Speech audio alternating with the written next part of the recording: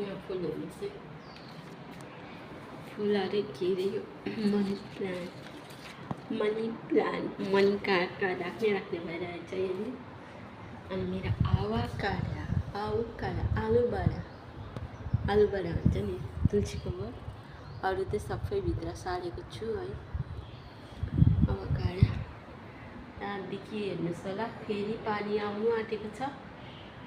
अमृत आउन लागेको छ। सिङ्गापुरको मानिसले भन्ने गरिन्छ कि अमृत आइसकेपछि यति खुसी हुन्छ किनभनेदेखि यहाँको मानिसहरूलाई चाहिँ अब यहाँ त्यति साह्रो पानी आउँदैन, रातभरि पनि आउँदैन र दिनभरि पनि आउँदैन, त्यसैले अमृत मानिने गरिन्छ सिङ्गापुरको मान्छेले चाहिँ है।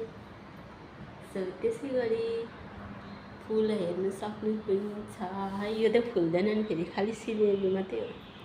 यो पनि फुल्ने भनेको चाहिँ कुनै पनि छैन यहाँनिर है।